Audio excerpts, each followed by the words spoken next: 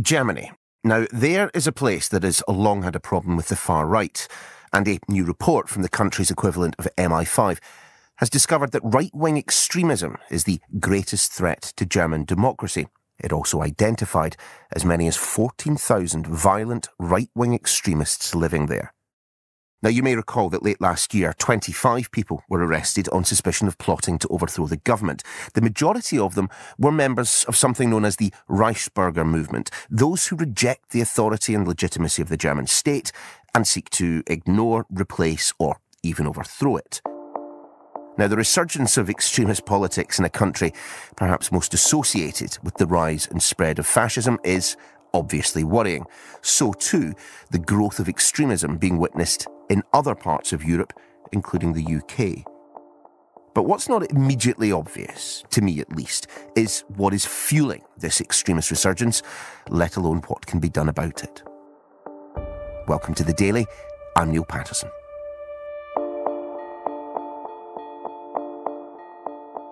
Cards on the table, this has to have been possibly one of the most surreal experiences I've had in the last year. Siobhan Robbins is Sky's Europe Correspondent. So I was investigating the right wing within Germany, and as part of that, I'd heard about this guy who was calling himself the King of Germany. He'd created his own kingdom. And so I got in contact with them and we decided to go and have a chat. We went down to the kingdom, which is about 2 hours outside Berlin. So this is the kingdom? Well, it's just the village. The kingdom is just an area. So I drove up to the gates and there was basically a corrugated iron gate painted in green, like a kind of forest scene. And on the outside it said Kingdom of Germany. Hello. When I got into the drive, there was a little desk set up and I was asked to fill out some information so that I could get a visa. This is my ID for a visa, please. Because, of course, I was visiting from outside the kingdom, and so I had to have a one-day visa to get in. So I presented my identity, got the visa, and then went into this very unassuming building to wait for this king. How do I address you? Do you have a title? Yes. What do we say then? King of Germany. So I say, Your Majesty. Yes. So, yeah, I guess give me a little tour of the kingdom, of your kingdom. So basically, his idea is that from around a decade ago, he decided to start the Kingdom of Germany, as they've called it, which is a group now of around just over 5,000 people. And they essentially don't accept the elected government and the current system within Germany. So they've created their own kingdom, which has its own rules. They've created their own ID. So he's got his own special passport. He's changed his name. So when he flies within Germany, he flies as King Peter I. They have their own banking system. And he showed me they've got old silver coins and also they're going to roll out some banknotes as well. If other people in Germany accept it, he would like to see the Kingdom of Germany basically take over the whole of Germany as we know it, so that everyone living in Germany would be part of the kingdom. You say he's incredibly charming. I'm just wondering if he's entirely the full shilling. I mean, you can't just buy a patch of land, stick up a corrugated fence, and call it your kingdom. Otherwise, frankly, I'd have done that 20 years ago. Well, I asked him these questions, and he's quite clear that this isn't some sort of crackpot idea in his mind. This is an idea to make society work better. So he claims people who are within the kingdom, if they work for the kingdom, then they get their food for free, for example. For free. Oh, so they can come and get the food for free? Yes, all food for free. Every day? Yeah, every day. Yes. Wow. So they Not don't only food for free, also gasoline for free, car for free, rent for free. He claims the current system in Germany is totally unfair, that the monetary system is unfair, and so he's trying to create this alternative. But of course, you can imagine that someone who's declaring their own state and saying, actually, we'd like to see the current government dissolved and our state put in, doesn't play that highly on the views of the authorities within Germany. So he says that he has been under surveillance, and certainly as part of a report about extremism and potential domestic threats within Germany, the Kingdom of Germany is on that. And they are being monitored because of the fact that they've said they've created their kingdom, but also because they're being held together with a group a sort of quite disparate group within Germany, which are called Reichsbürger. And essentially, Reichsbürger as a whole are lots of different groups, but together they all believe that the current system is wrong. And some of them believe that basically the current government is illegal and that the German state should revert to how it was before the war, so that they want to get rid of post-war Germany as we now know it. Okay, I can understand why you might describe someone who wants to secede from your country as an extremist. I'm not entirely certain why one would describe them as far right. So the thing about the Reichsbürger is it's not just the kingdom, which the domestic authorities in German count in this group. There are around 23,000 Reichsbürger within Germany. And just before Christmas, we saw a group of people being arrested, 25 people, as part of raids to foil what the authorities say was a Reichsbürger plot to violently overthrow the government in Germany. Now, this wasn't connected to the Kingdom of Germany or King Peter. King Peter is very clear that none of his followers or he would support any type of violent coup to take over the government. But it was part of this Reichsbürger movement. And as part of this report, they've said around 10% of people who believe in this Reichsbürger are potentially violent. And that's why they're watching. Okay, look, I mean, the figure of 14,000 violent right-wing extremists is clearly concerning, but I'd submit that more concerning than that is sitting in the Reichstag at the moment, you have far-right extremist politicians. Now, of course, they would say they are neither violent nor divisive, but surely it is still concerning to see politicians with far-right views sitting in a parliament so closely associated with fascism. Yes, so one of the groups which is causing concern, particularly within the left wing, is the AfD, Alternative for Germany Party, which has 78 seats in Parliament and elements of it are being watched by the security services. So, for example, one of what we call within that party, one of the right-wing poster boys has been charged with using a slogan which was apparently used by elements of the Nazi party. And certainly I spoke to a man called Suleiman Malik, who lives in East Germany, and he claims that he has been a victim of far-right extremism, which he believes that elements like the AfD are stoking. So he's been trying to build a mosque for 10 years. And part of the delay to that is because he said that workmen who were trying to come and work on the site were being threatened, being told that they shouldn't go and work for Muslims, that one day he turned up and that there was a pig's head on a stake and pork scattered around the site, that he's received numerous death threats as well. And he believes that there really is a concerning rise in right-wing thoughts in Germany. Do you think there would be a lot of support if there was a coup that installed a right-wing government? Yes, there will be. You think there is? Yes, there will be. There is. Why? Because they see that this is the solution. We saw the pictures in USA. The fact you can't rule out the risk is because just in December, we saw these 25 arrests, which are allegedly connected to a plot to violently overthrow the government and to violently invade Parliament here in Germany. And that's why the authorities here are so vigilant. They said that right-wing extremism is the biggest threat domestically to democracy in Germany. That's how seriously they're taking it.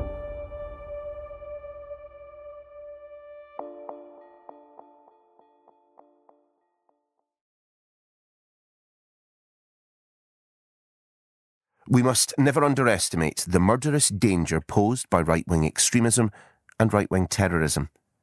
That's the conclusion drawn by Germany's Interior Minister following the Security Service report, which identified that there were almost 39,000 right-wing extremists. Now, that is a figure up by more than 5,000 in just a year. But why? Julia Ebner is an academic specialising in radicalisation and right-wing extremism, and the author of Going Mainstream, How Extremists Are Taking Over.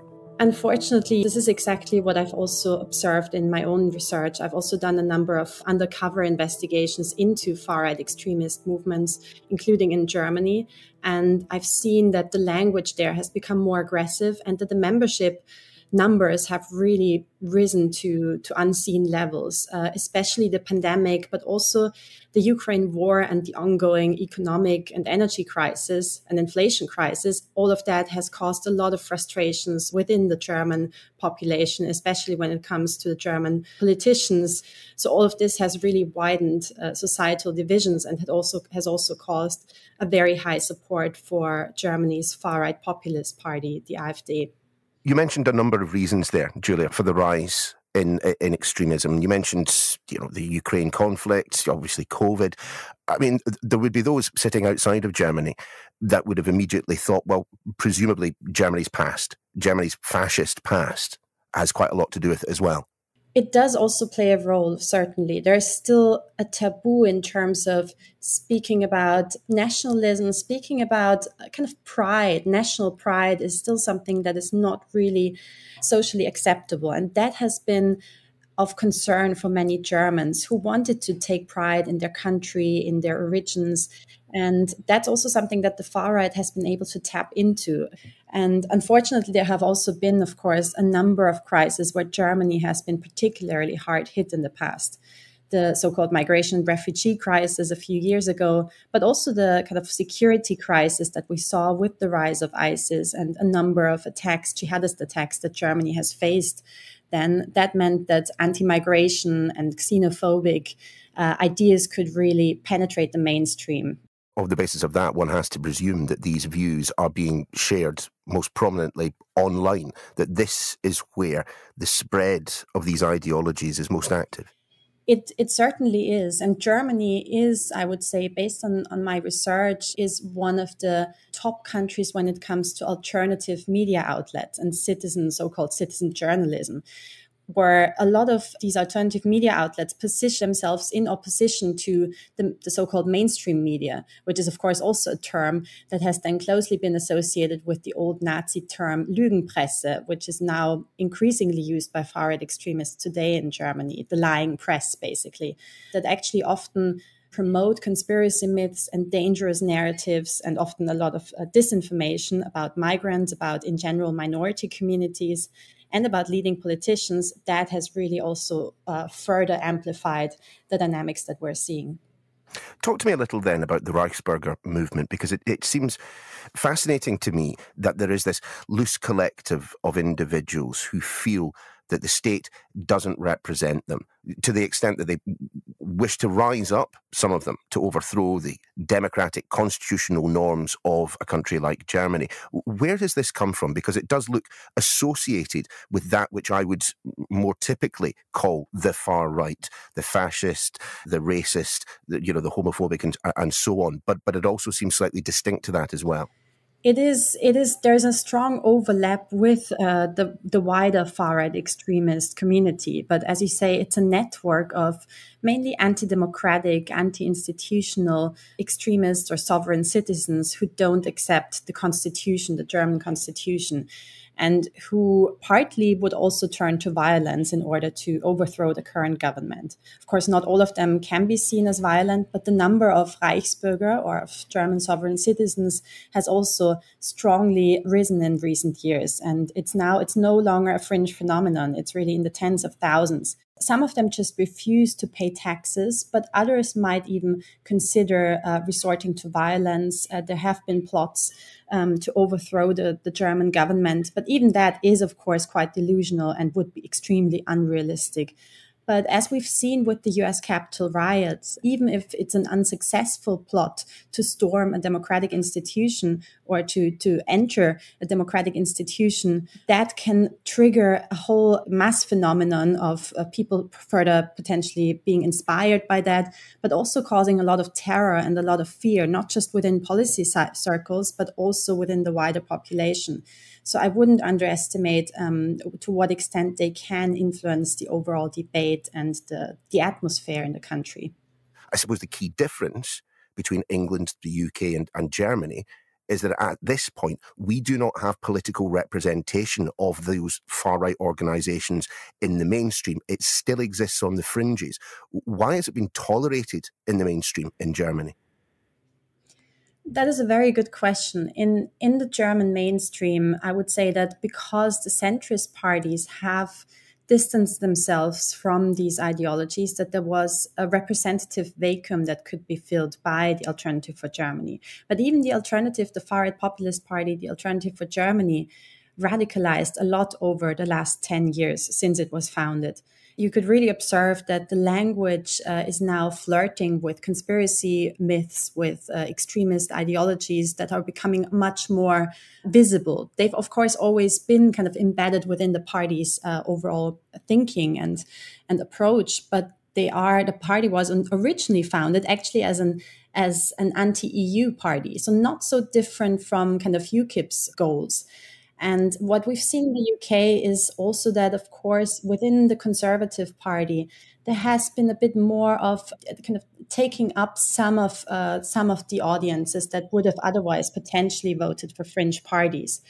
I would say that the Conservative Party in the UK has sometimes also flirted with these audiences, kind of using anti-migration rhetoric, sometimes even giving a little wink to conspiracy myth communities. And that is something that has helped them to at least keep out the more radical extremist parties who've not really managed to get into power. But overall, it still tells us something about the wider societal atmosphere, which might still be one where extremism can thrive and can actually become mainstream.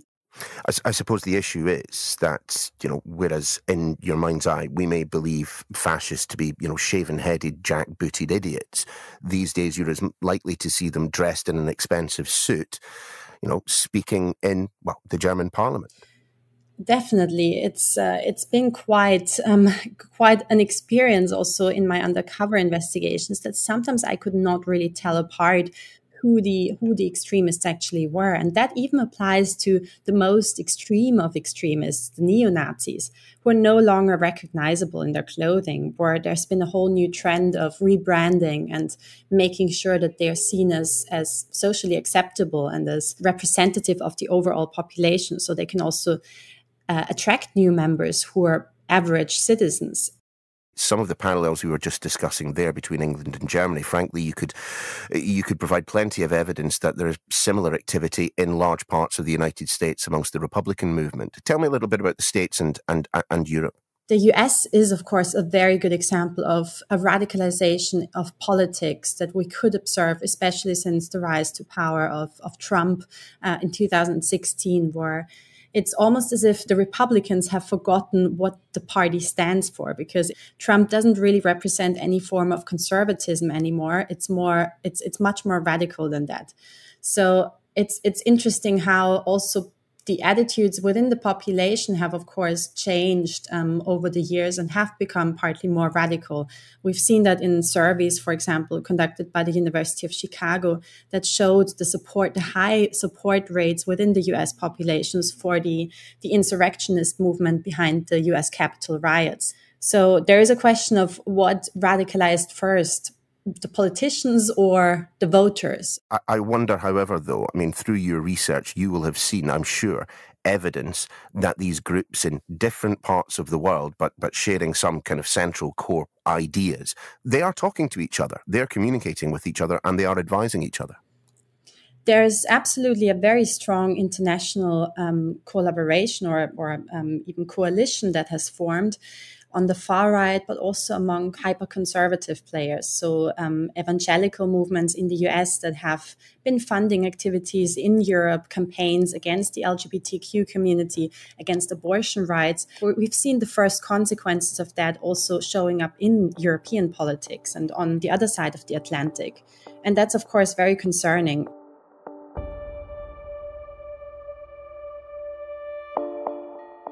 My thanks to Julia and Siobhan, and that is your lot for today's edition of The Daily with me, Niall Paterson. This episode was produced by Rosie Gillett with Alex Eden and Amy Lakin. Our editor is Adam J.